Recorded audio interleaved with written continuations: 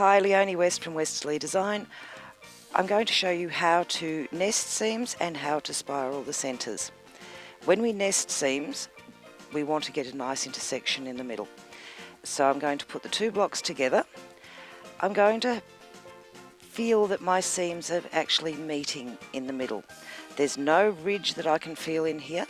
If I bring the seam over a little bit, I can actually feel the thickness of the two sets of seams on top of each other, which is what we don't want. So I'm just going to put my seams together, feel them so that you can feel that they are nesting. You can put a pin in across where your seam will go. Open it up and have a look to see how that seam has nested. If I had nested that seam with the two seams sitting on top of each other and put that pin back in to test and have a look, when I open it up you can see that my seams are not nested. My blue is on top of the blue and they are not in line across the centre. So we'll nest the seam again. Feel it, make sure that it is nested. I pin one pin on each side so that I am pinning the seam allowance down from the top. I am also pinning the seam allowance at the bottom.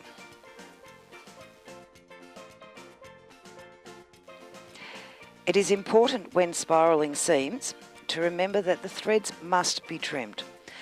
These long tails will not open properly. If I have left them there, they can be sewn into the seam, making it difficult to spiral the seams. So we will trim those threads. Trim them right back with the edge of the fabric.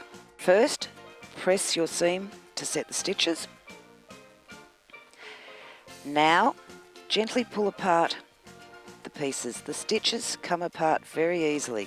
You can see that the threads are here, and I have pulled the stitches out from this seam and from this seam. I have 3 layers of fabric. 1, 2, 3, and 1, 2, 3 layers of fabric on the other piece. Holding it so that you keep that flat, place that down on your ironing surface, finger press the seam. This seam is going this direction and this seam over here is going that direction. Once you've finger pressed it, you can now press the seam flat. At the back of the work, you will have formed a little forepatch. You can still see the threads in here. That is a very secure seam because it has been stitched across here. You cannot cut those threads to open it up. If you do have difficulty opening those threads up, just gently flick the stitches with the tip of your seam ripper.